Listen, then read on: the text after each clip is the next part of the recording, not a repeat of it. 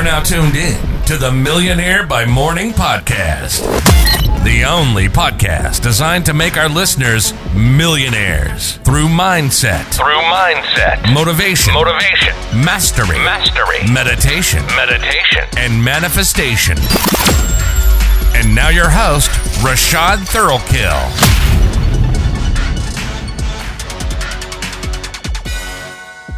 All right.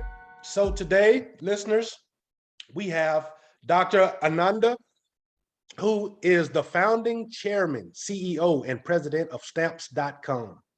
Stamps.com is the leading provider of internet-based mailing and shipping solutions and utilizes technology developed by Dr. Ananda. Dr. Ananda was instrumental in raising in excess of $450 million of capital for the company through private and public offerings. Mr. Ananda also has been instrumental in entering into a definitive agreement for Stamps.com to be acquired by Thoma Bravo in an all-cash transaction that values Stamps.com at approximately $6.6 billion.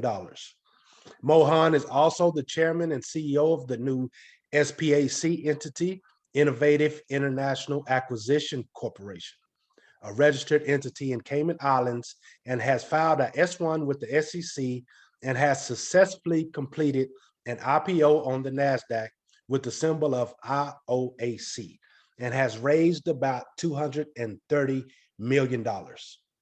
Not to mention, he is also the author of Autobiography of an Immigrant. Good morning, Mr. Ananda. Good morning to you. Thanks for talking to me. Oh, no problem at all. We look forward to this interview. You have a lot that you could share with our listeners. And as far as that is concerned, we would like to jump right into it. If you could you give us a little background about yourself? And when I started working on DoD, I was kind of instrumental in designing and developing GPS, a global positioning system, which I consider one of the most successful programs in my life. That's my technology phase one. And then in the second phase, I became a lawyer.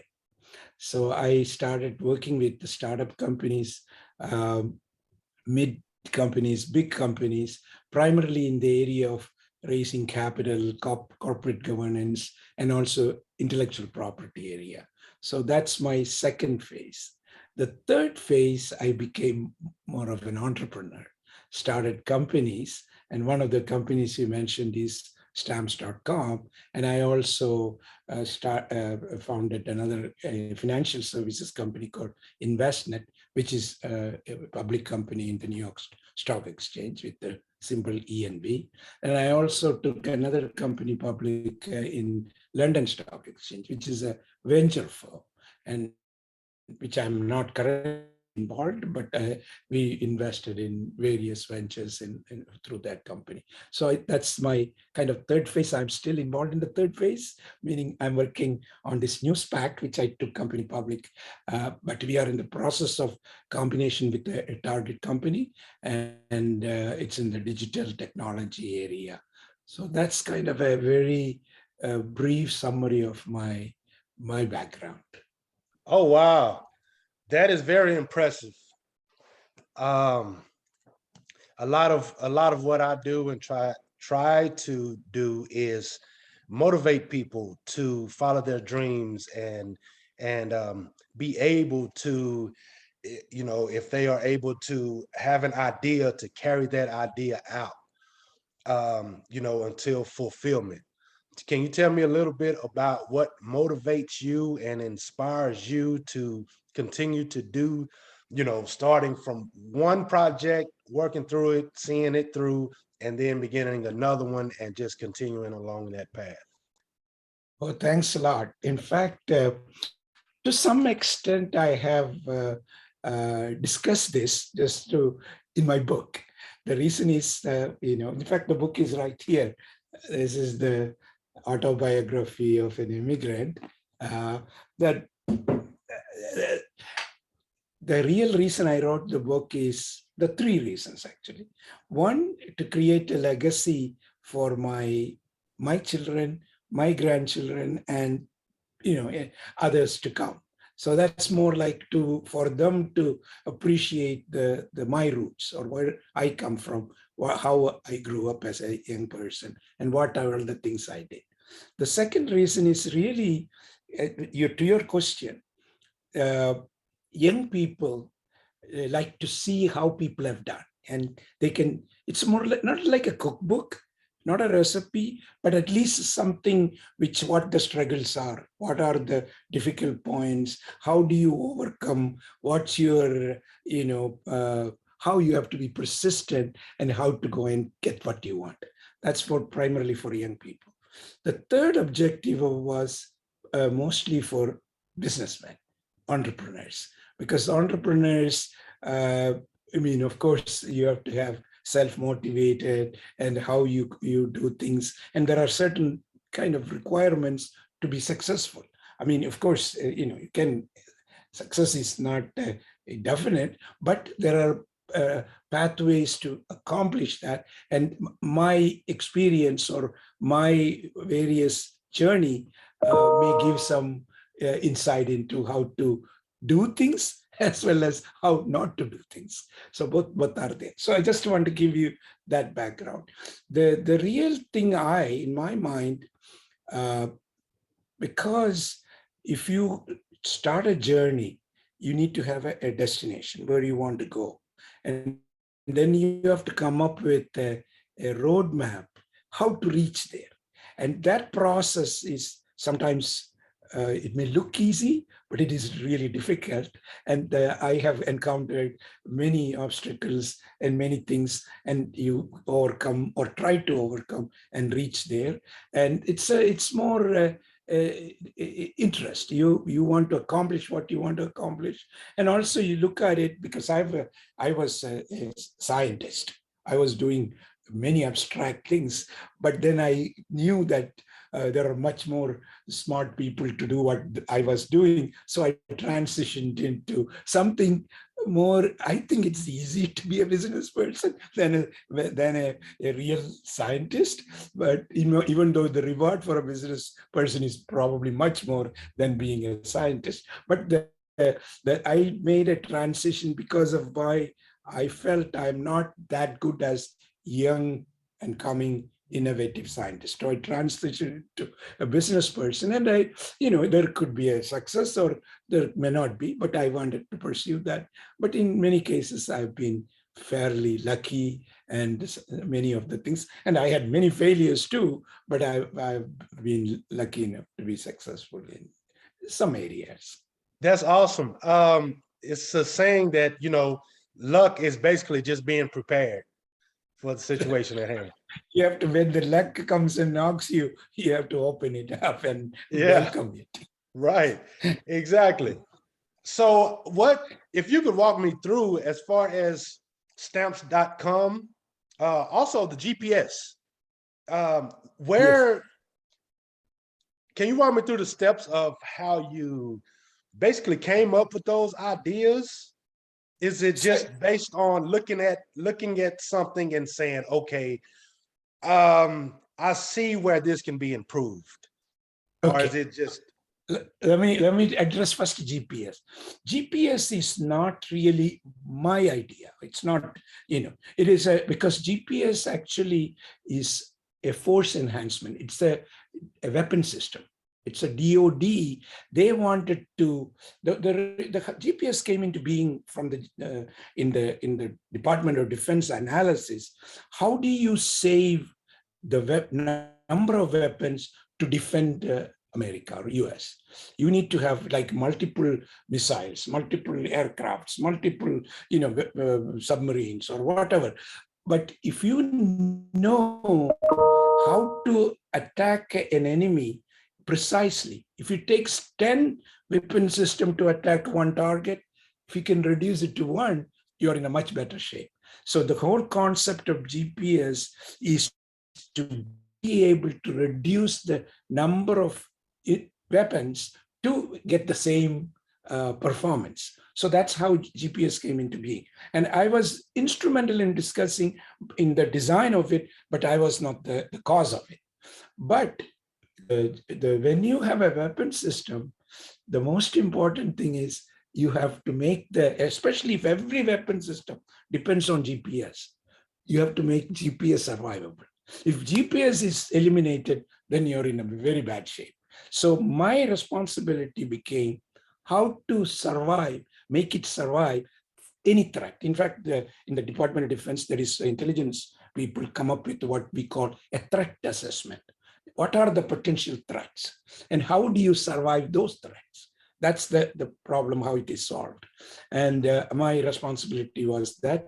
And there are several threats and we overcome everything. I don't want to go into such a detail not because it's some of them, of course, many of them are classified, but there are open literature also. But I can, if there are more time, I can explain. But it is very, very interesting how, and it is one of the most survivable systems as it stands today. Okay, that's GPS.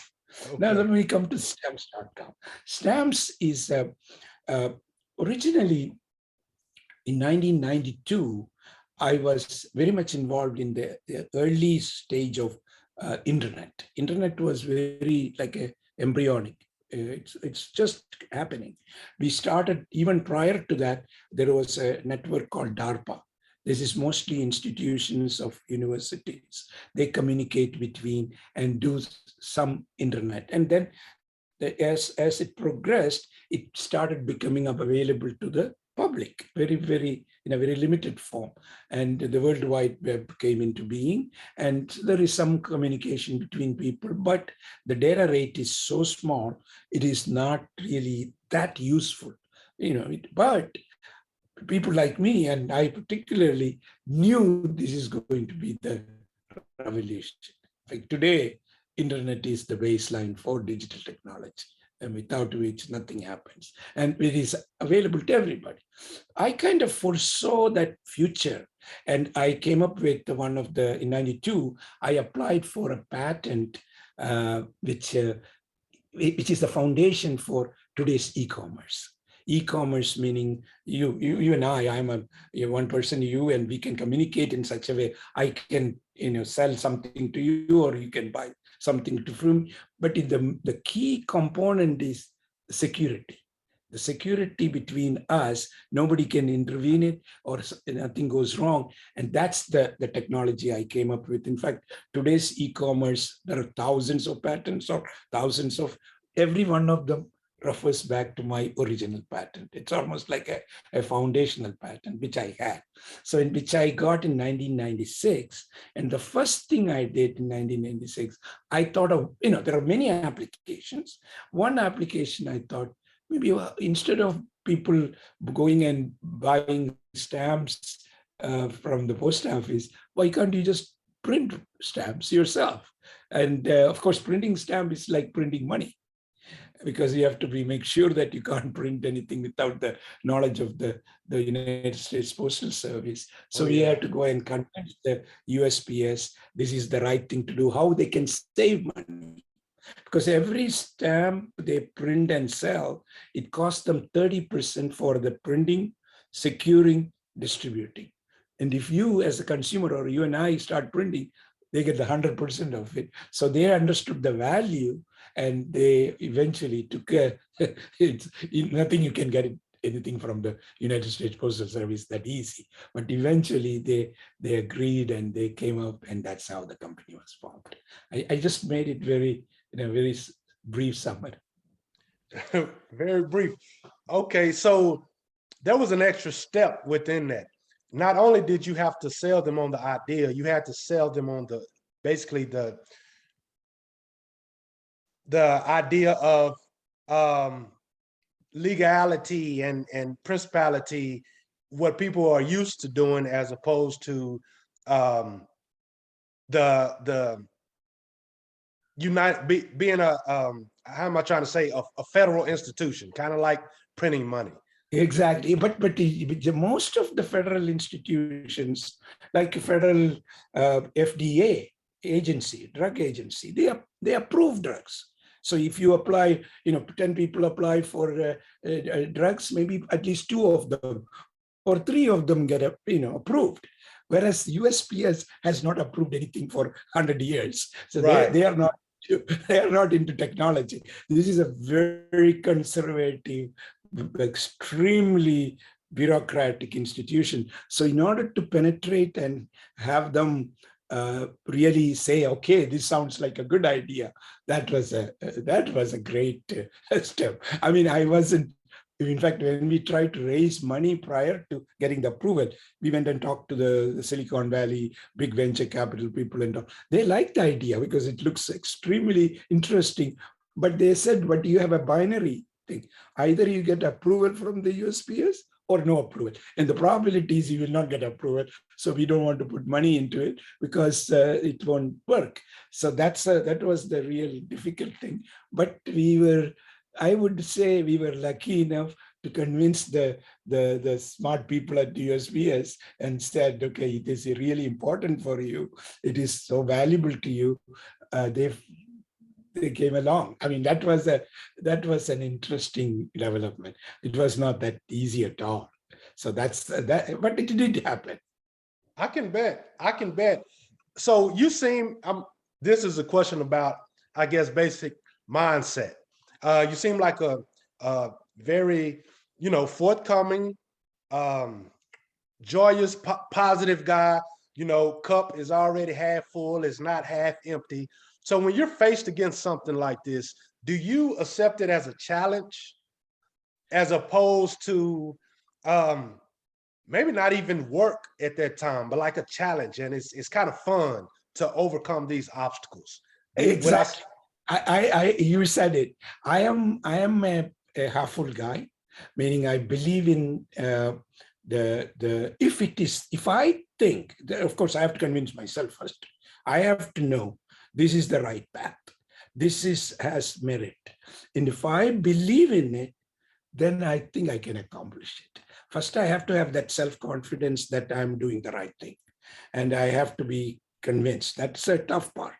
And once it is done, the challenges are there, but you can find a way to overcome. But sometimes you have to adjust few things, but you need to have that. I use the word persistence.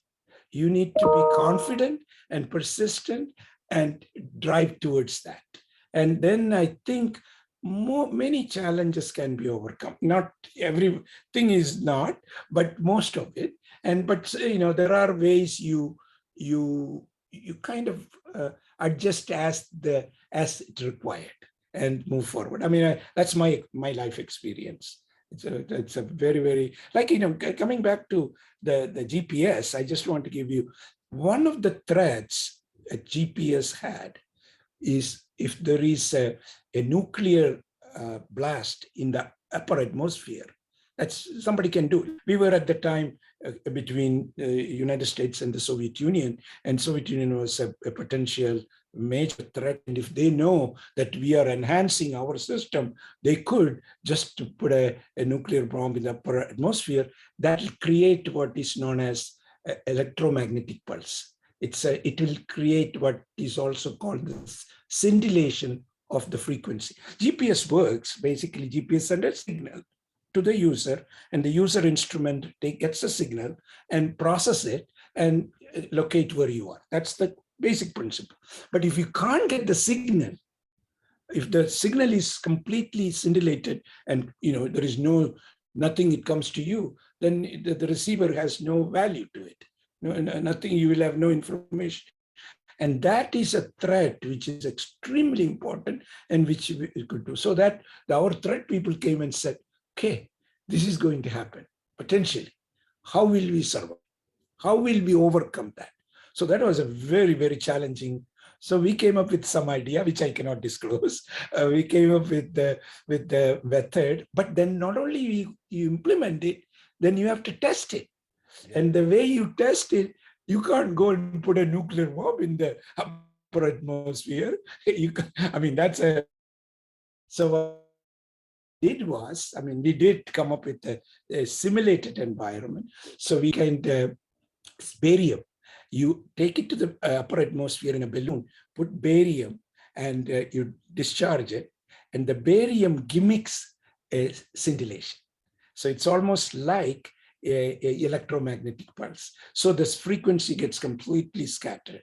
So now, if you did the right thing, see whether, so we went to a place called Tromsø, which is in Norway. Tromsø is a beautiful city. If anybody wants to go, I would recommend.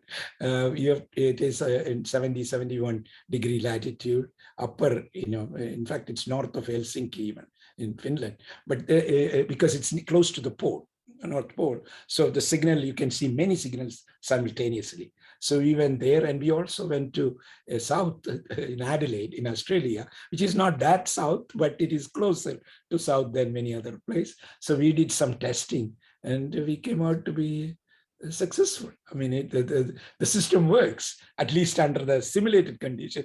We haven't had a nuclear blast yet, but you never know. It could happen, but we have proven. So as an example, I'm saying if there are things you have to come up with a strategy and implement it and test it and validate it and move forward. So that's the process one should do. I just want to give you an example of how problems are solved. That's great. That's great because you kind of put it into perspective. Is there a particular, when you begin planning these things, would you say is a particular time span that you set to say, either this is going to work within that time span and I'm just going to give it all together and trash it, or within that time span, I need to have these particular milestones set, and if I do, then I can continue? Exactly. That has to be the rule. You have to have that thought process. I mean, I've failed a number of companies or startups because of this reason. It's a function of not just one finite time. You cannot have one, okay, it has to happen in 1 year or 2 years. That may not be the right approach. It could vary depending upon the circumstances. But just to give you a summary of that is, for example, there are 3 things you need when you start a new venture or a startup: the team, the people, and that's the most important. Then you need the concept, the product or a service, or product as a service, whatever you are going to do. That's the second. And then you need a capital. I mean, reasonable capital, sufficient capital to do the work. And you come up with a business plan and something, there are 2 types of business plan. I mean, 2 parts of it: the near term and the long term. The near term is something very focused, clear milestones, clear accomplishments, and all those things are to be identified. The long term is more visionary, how we can really get there. So that's more some guidance. You have every best to do that, without which you can't start it. I mean, if you start, it won't be, you're not really doing the right thing. So if you plan that as a process, now you go and see how the near-term milestones. See, there are certain, of course, maybe you may not get the capital until you come up with the actual viable product. It's what we call in the language minimum viable product, or MVP. And once you have that, then you can approach investors, initial investors may be family and friends, you yourself and people and they may not know anything about your product, but they may know about you, and they will say, okay, I like him, so I'll provide some capital, things like that. Once that goes to a certain level, you start getting traction, meaning people are using it and the feedback is good and things are really happy. You can go to professional investors.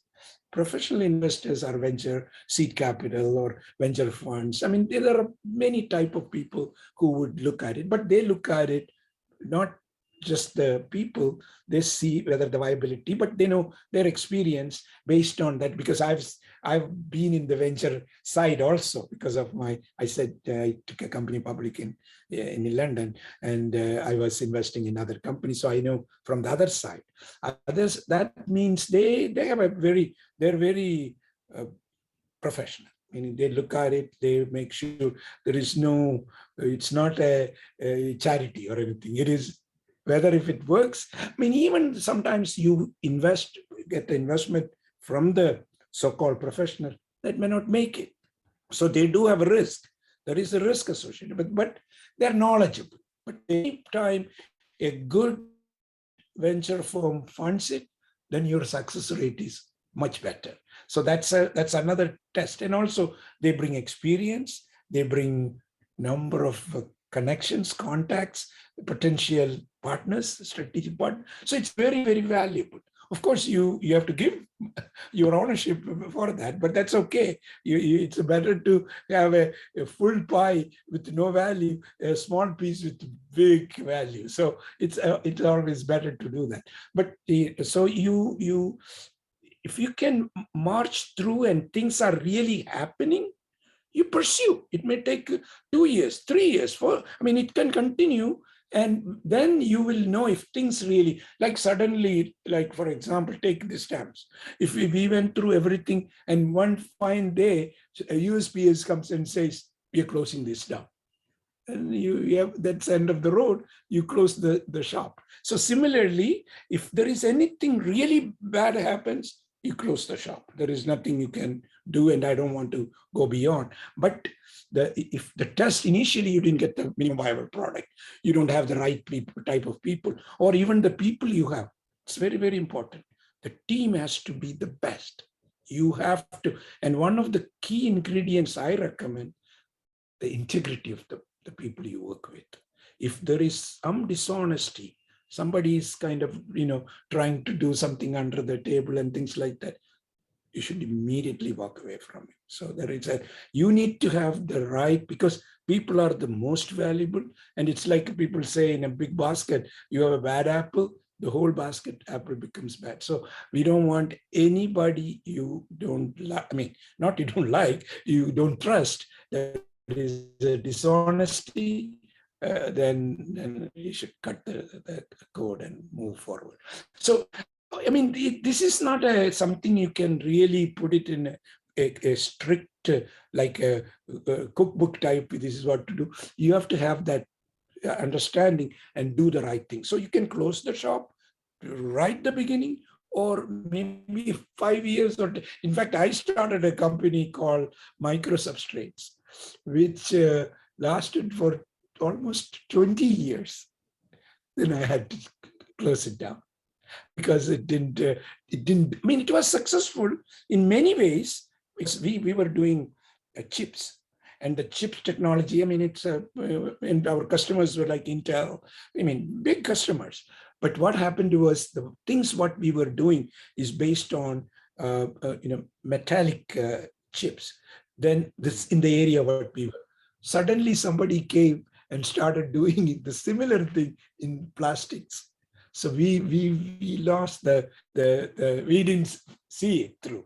I mean, we should have thought through, and we would, but we knew that this is not an area we could continue. So we said, instead of wasting time, close the shop. And so that did happen. It's not like 6 months or a year or 2 years. It's many, many years later, we had to close it down. But we learned a lot in that process. We employed a lot of people. They had a good time. I mean, and they had but eventually it has to be done. I mean, that could happen. There are, like, take it, for example, Xerox.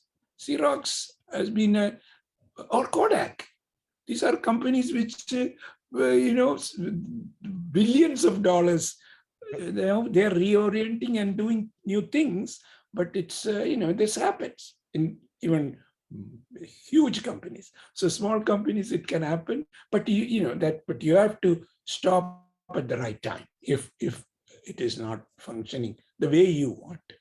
So I even started another company, which is, I wrote it in the book, called Amazing Hits.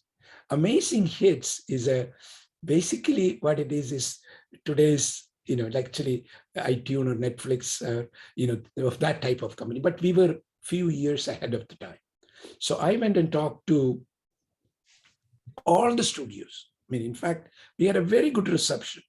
It's purely what it is it is a digital technology to actually to distribute or sell music and videos. But at that time, videos are, because there is no enough bandwidth, but music could be done. And we went and talked to the studios, and studios were very interested, but they were selling albums.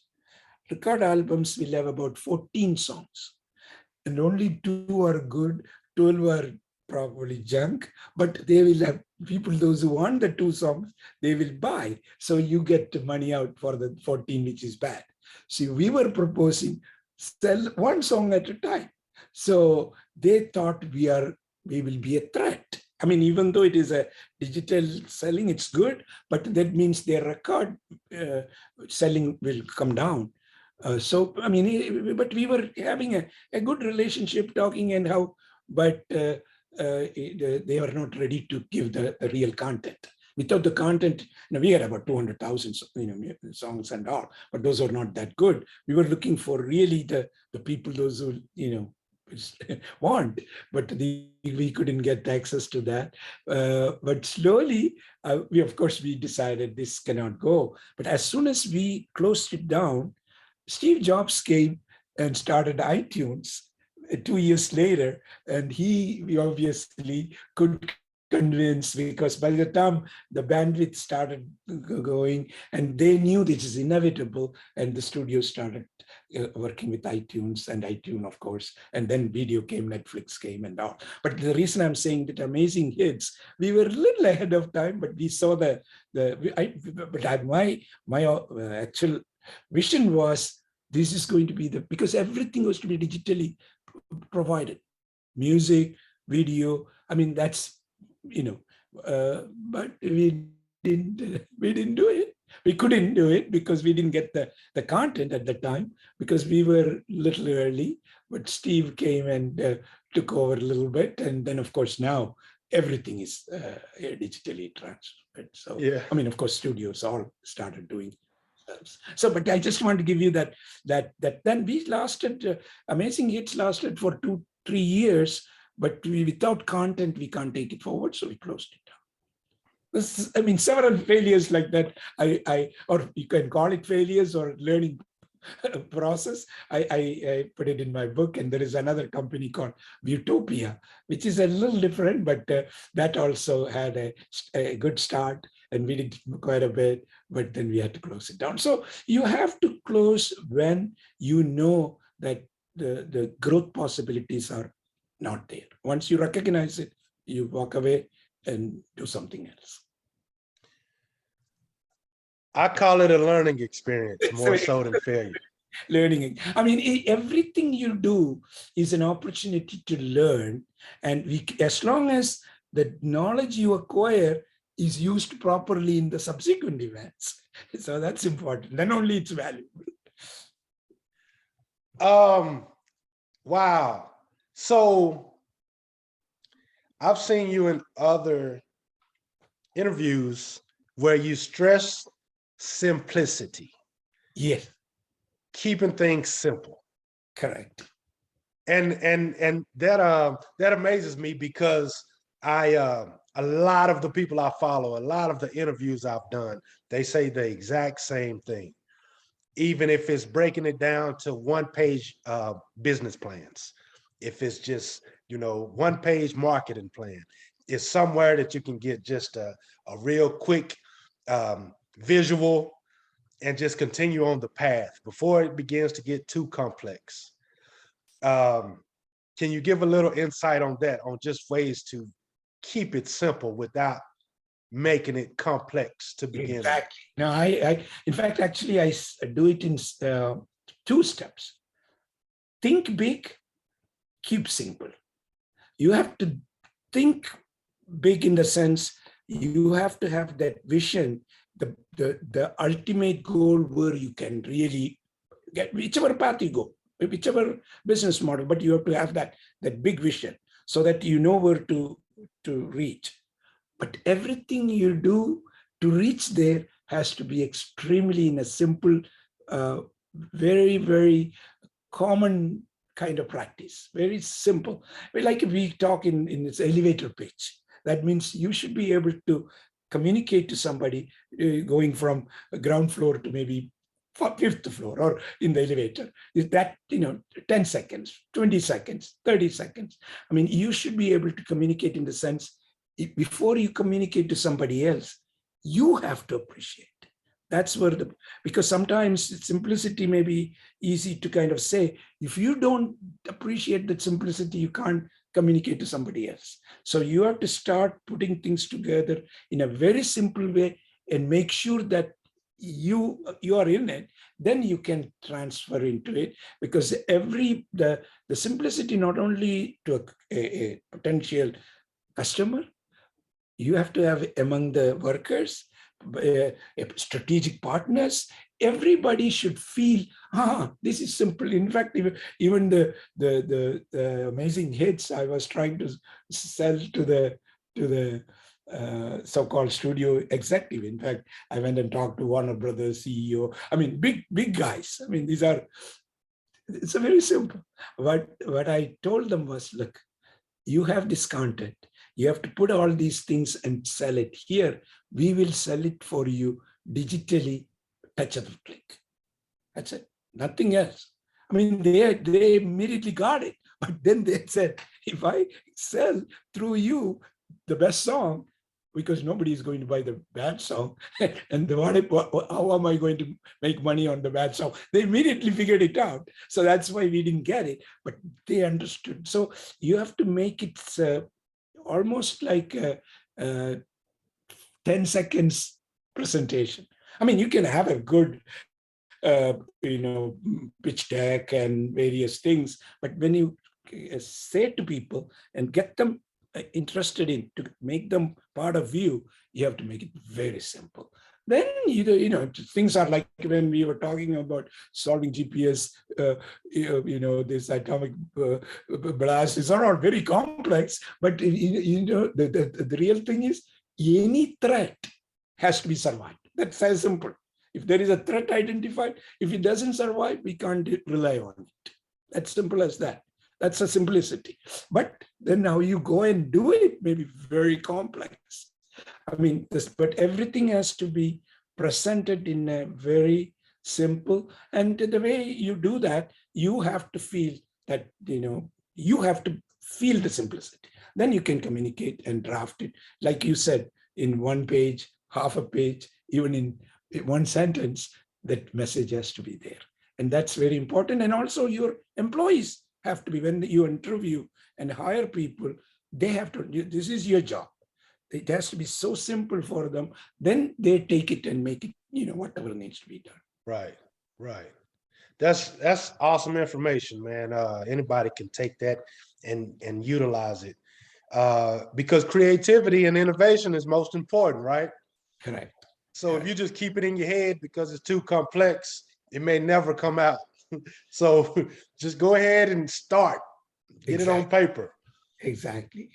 So for someone, a new tech person or a person with a new idea trying to build a company, how do they get, I understand step one with, the investment with family and friends and whatnot, but how do they get the phone call with, say, a Microsoft or a VC, someone who can take them to the next level?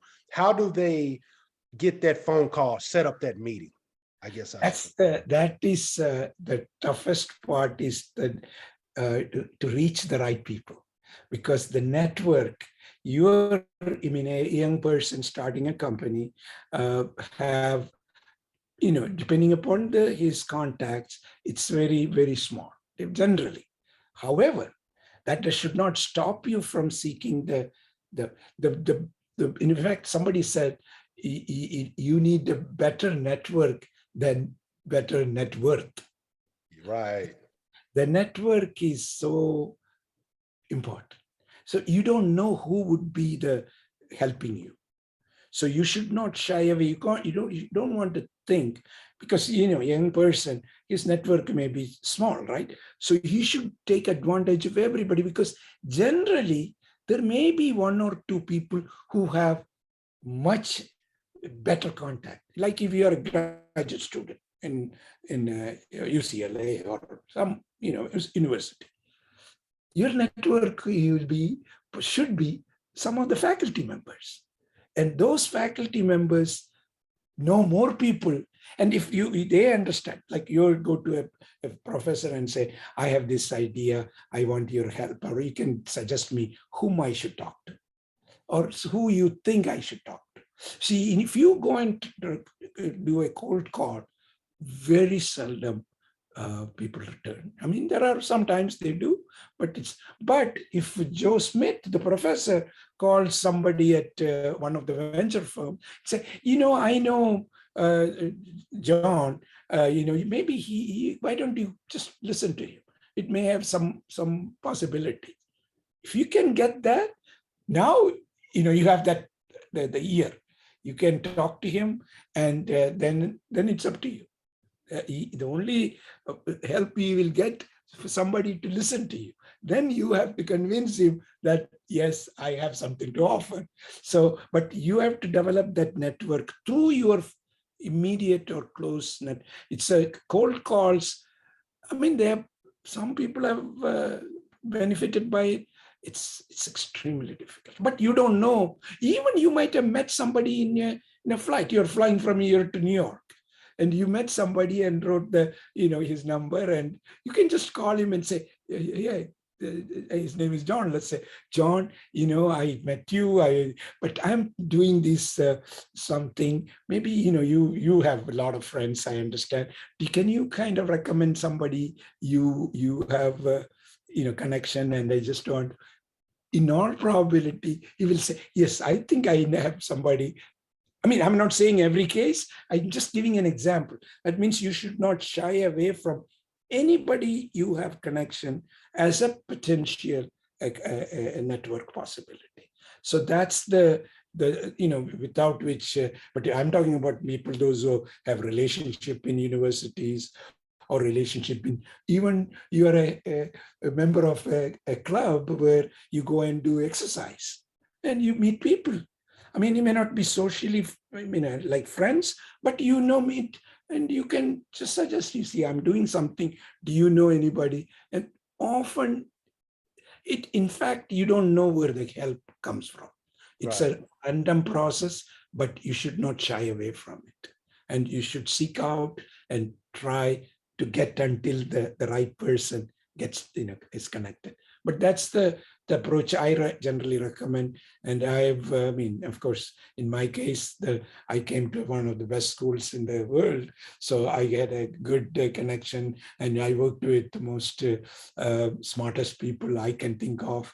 I mean, that all helped me out. There is, in fact, I tell you the stamps thing. I just want to, after I got this patent, one of the people I went and talked to is, in fact, in Las Vegas, there was some digital conference, and I happened to be there. I went there intentionally and talked to one of the very senior officer at Microsoft, and he actually directly reports to Bill Gates. So I thought, I have this precious patent, so I will talk to Microsoft. That's the the successful company those days.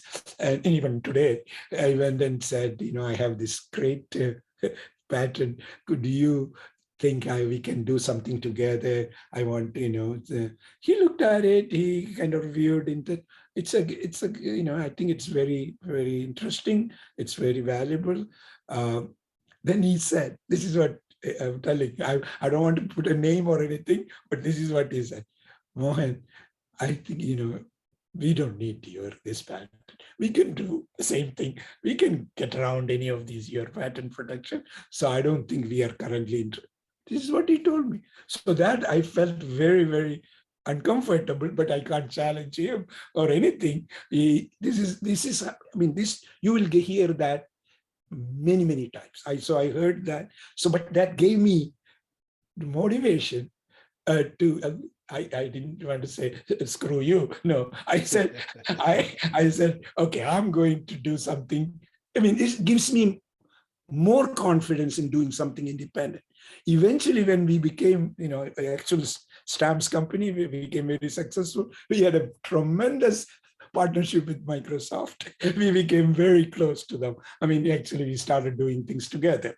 But in that initial, that first, one of the first people I talked to after getting patent was that gentleman. He was kind of, he didn't say bad things. He said, but you don't need you. I can do more things because, of course, they can do anything. They have money. They have right. Yeah, that is one problem when you go and talk to some of these things. You will hear that many times. So that's but it should not shy away or should not get depressed based on that and walk away from. Instead, you should be strong and say, Right. maybe I can. I mean, you can't fight with somebody like Microsoft. It's impossible, but we can do things, So anyway, that I just want to give you that example, which I went through. I believe that happens all the time to everyone who's going to make it to a certain threshold. That's the story that's going to be in everyone's autobiography. Or obituary by the time they write it, So I have a question. I'm on Twitter a lot, I read business journals and things like that.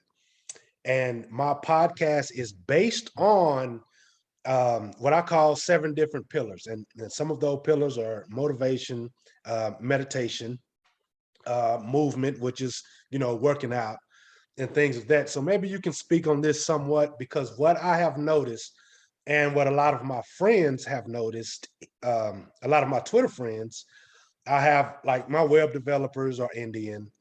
And so I speak to a lot of Indians. And what we've noticed is there are a lot of Indians that are now moving into CEO, high profile CEO positions. Right now, the newest one is the FedEx. Yes, I mean, very later, his name is Raj. I forgot his last name, but he's the newest CEO of Indian origin. He's the newest. Twitter just Twitter happened. is a little older now. Yes, a little older. So can you speak on just like the I guess the mindset of what makes that happen, like, because evidently, there's something there. There's some, a lot of intelligence, of course, but there's also mindset and discipline and strategy. You're a CEO yourself? Yes, I'll tell you.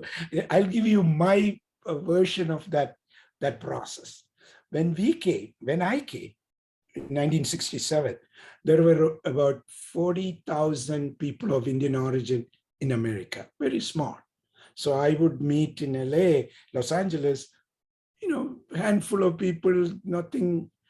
Over the last close to 60 years, now today there are about 4 million people. Okay. So it's 100 times. But still small, 4 million out of 330 million, still small. But one thing I know, or at least I have recognized, the people, those who migrate from India to the US are some of the best, because when you come, like when I came, there were not that many. Many people go to England. In India, people go to England because of prior relationship. English, British used to rule India for many, many years. So, but they go, but only very few came to America. First of all, it's too far. They didn't think. And also it's a strange country. You don't know. I mean, that's something I wrote in my book. When I came here, everything is different. Everything is, and the communication between here and India is very difficult. Telephone service is not that great. The letter takes 2-3 weeks to get, and the reply takes that much. So you need to have that adventurous mentality for people to come. So you're getting almost, I would say, the best of the best came here, okay, at that time frame. I'm talking about in the 60s. And then, there was always a ceiling. Nobody can, like when I was working in various places, I mean, I was, but of course, the best thing in United States, they look at the merit. It's not who you know, it is how well you do. So all my experience, and I think all the experience of people I know, they all succeeded because of their individual ability, not because somebody said, oh, this is my somebody, so you give it to him. No, he's capable. So that, so I kind of tell to my friends, or my age friends, because all these new CEOs are there coming on the shoulders of us. We worked hard, we created that name.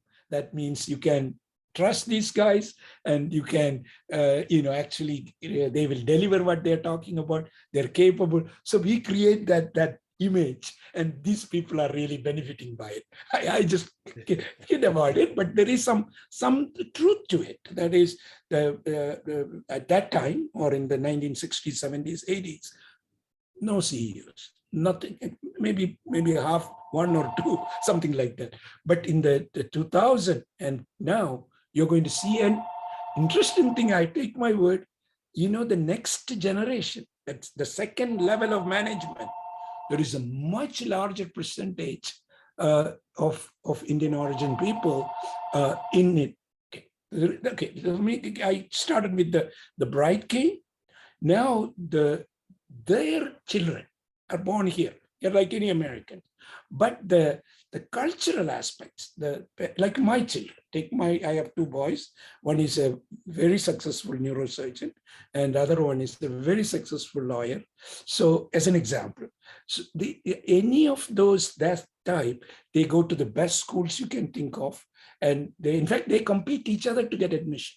Because if you go to Harvard or Stanford, there are more Indian applicants, so everybody they can't give. I mean, even though there is a quota system, there is a negative quota. You don't want so many of them to come. Right. So they actually exclude. But if you apply 10 schools, you will at least get in one of them, because statistically you are okay. But what I'm trying to say is, because of these people are very motivated, because of the parents are generally highly successful. Even parents who are not highly educated. There are a lot of Indian parents who migrated and came here and started owning Kentucky Fried Chicken. I know one person, he came to America, a good friend of mine, came to America. He was doing this driving cars, and then he just started working in a Kentucky Fried Chicken place. And, but slowly but steadily, now he owns 300 Kentucky Fried Chicken. Wow. For example, I'm just, this is not an exaggeration, that's the truth. And there are people like that. So the reason is they are extremely motivated, and also their network of Indians, mostly Indians, and they are successful. So you want to keep up with the Jones. So you have to, so I mean, I'm sure the statistics shows the one ethnic group which has the largest income, yearly income, is of people of Indian origin. The reason is, it used to be mostly Jews some years back. Now the Indians have done the Jewish community. Of course, Jews are much larger. There are much larger communities. So whenever community is very large, there will be, less people too. But Indians are still, 4 million is still, and many of them are students. They are still in college, and then when they come out. So I think that's the reason. It's not really, I mean, the motivation, the discipline, cultural background, and the desire to be successful, that helps in every step.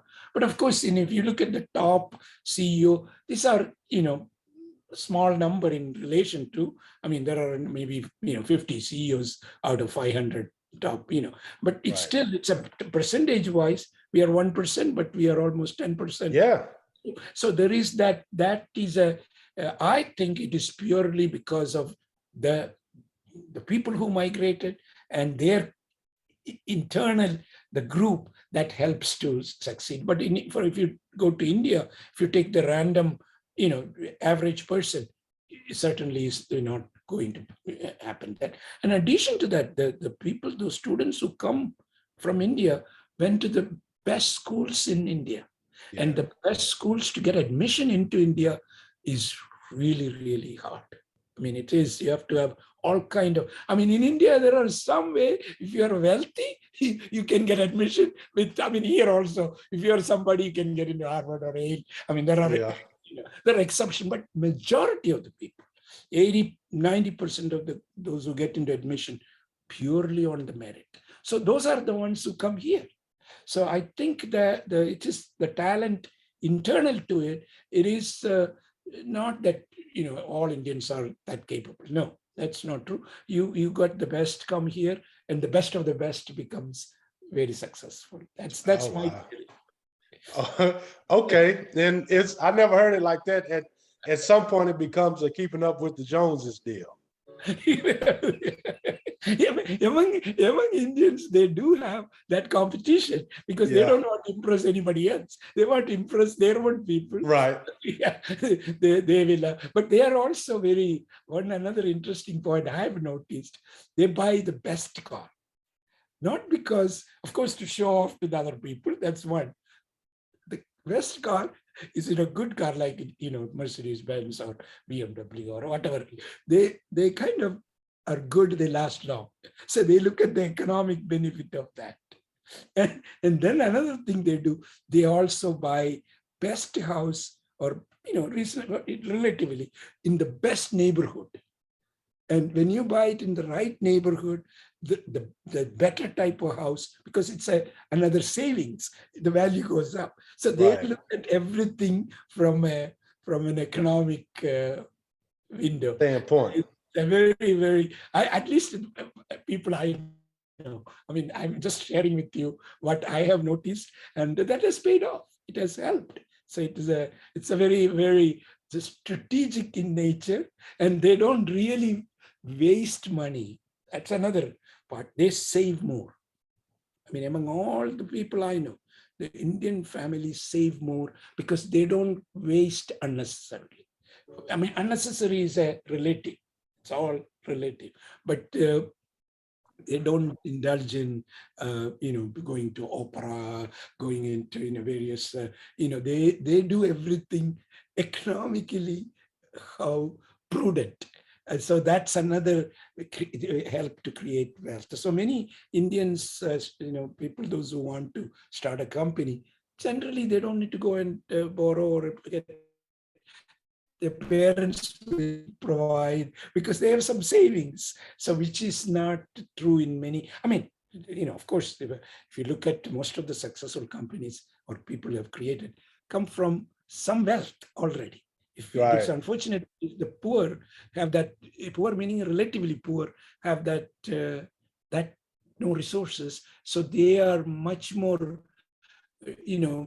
less capable of doing something themselves. Whereas if your parents are okay, they can at least underwrite for a few years saying that I can support, you go and try these things. It's much easier. So there is that part also helps to, this is all my theory. I have not proven whether this is all true, but I think I'm right. I'm on the right track. That's my theory. Right. And you are one to speak on it. You are in the middle of it. So you know a lot about your race and ethnicity. Exactly. That's why when you ask the question, I just want to share my thoughts, my learning. I've witnessed it. I study this because it's something interest to me, because interest to my kind of people I know. So I'm just sharing that thought to you. That's awesome, man.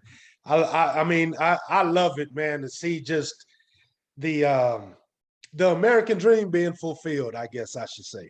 That's what it is. In fact, my book is about American dream because I came as a student with when I came, we only can take $8 out of India. That's such a stupid rule. You cannot take any money out of India more than $8. So you need to have somebody, providing. So the only provision I had a scholarship from my college. So I didn't have anything other than the scholarship because I didn't know anybody. I had no connections, nothing.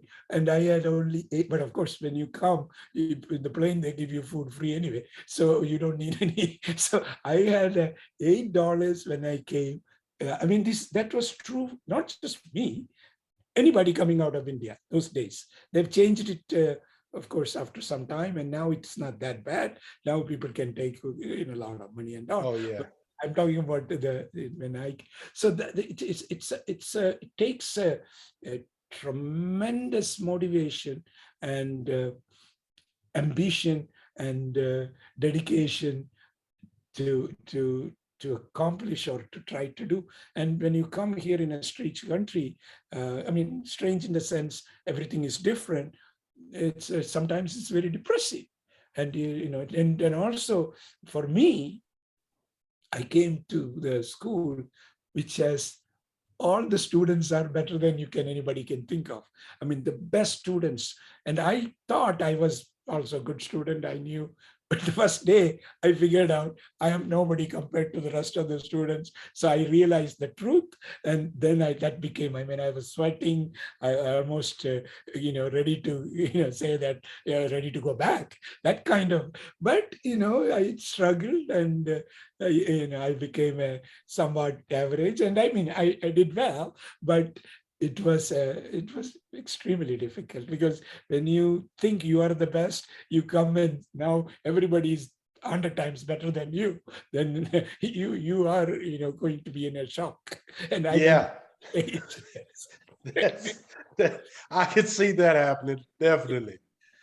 So yeah, this book sounds very interesting. Where can it be found? It's on Amazon, and in fact, they have three types. One is the hard copy, that is this one, and there is a soft cover, which is a little cheaper. Then there is a Kindle digital version. Okay. And I'm going to have a audiobook pretty soon, but it is not out yet. It will be out hopefully in a few weeks, I hope so. And then audiobook, of course, you can just like your podcast, people can listen to, and so that is coming. It's almost ready, but it's not out yet. Okay. All right. So as far as your newest company, is that a fund? Will it be working to invest in other businesses? Okay, this one is the new company, meaning the one in the SPAC. I didn't talk about SPAC at all here. SPAC stands for Special Purpose Acquisition Company. That's a type of companies. You go take that company public without really any company. There is no product, nothing. It's what we call blank check company, meaning the investors write a check believing in me or my team, saying that I will find the right company to merge with. So it's a two-stage process. Generally, companies go public when they have the business and they have top line revenue, they have bottom line revenue and things like that. And then they go to the investors and say, we need to raise money to do things. So they go. That's how I took a Stamps, Investnet, and all those companies public. Generally, in a typical IPO, initial public offering. Most companies do that way. SPAC is a reasonably new way of, instead of that, you go and raise money. Investors trust me. Because I have some background I can do. So I'll find the right company to demerge. And once we get the company combined, then you have to go and get the investors, shareholders approval. See, they have to say that, this company is good. So once that is done, then it's demerged. So I am in that process right now.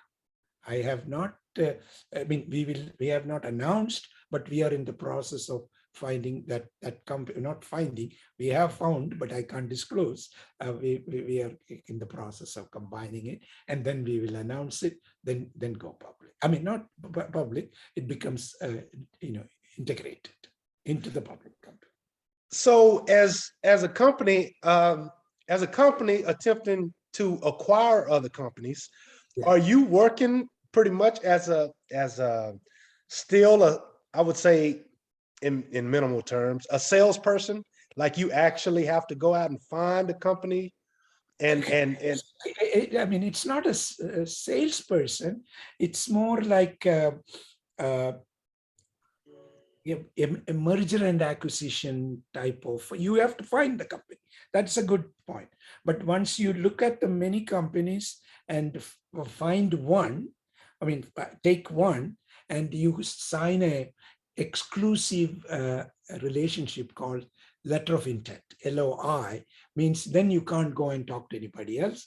You have to kind of, same thing with the company, they can't talk to anybody else. Then once that is done, then in that process, we go and during that due diligence and everything done, then come up with what we call a business combination agreement, BCA, which is once you execute that, then you can announce it to the public that, okay, I took a XYZ company and this is the company. And then, before that final demerger happens. And there are certain statutory requirements. We have to file with the SEC and, there are a lot of procedural stuff, but all those things will be happened after the filing of the so-called business combination agreement, execution and filing. okay. That's the process. That hasn't happened yet. Okay. So I'm going to let you go. This is going to be this very interesting interview. I mean, you sold stamps.com for a lot of shares, but the last question I have, as far as the acquisition corporation or anything that you would invest in, what type of company would you look for? Okay. What would the company? Companies which we have identified or we have said you have to have a registration document filed with SEC called S1. That's a typical, file. You have to state what your goals are, what type of companies. And the companies we were looking, or we stated in that, is digital technology. I mean, it could be e-commerce, it could be cloud, it could be internet, it could be any digital technology companies.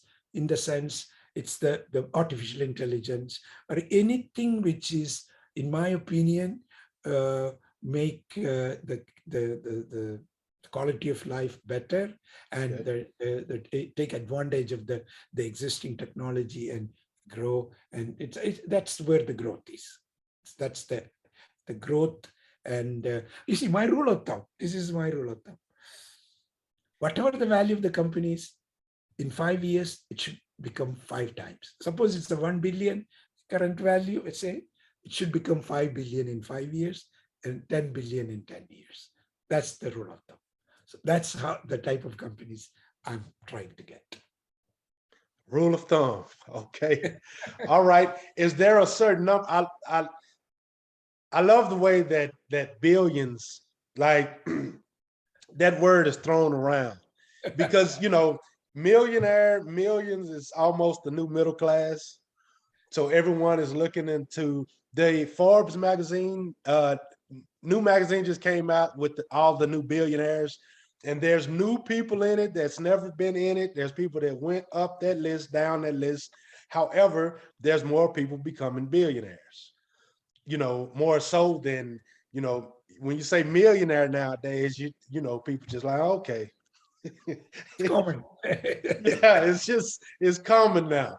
But yeah, so I'm going to let you go. I really appreciate this conversation, and hopefully I can circle back after I read the book and we can dive into it a little bit more. Certainly, I would love to talk to you. You are such a sweet person, and we come across, I mean, you ask the right questions. I enjoy meeting you, and if time permits or if an opportunity comes, we can meet in person. If you come to Los Angeles sometime, you can have a lunch with me, and I would love to talk to you more and learn more. Thanks for that invite, and I will take that invite personally and start looking for trips. Exactly.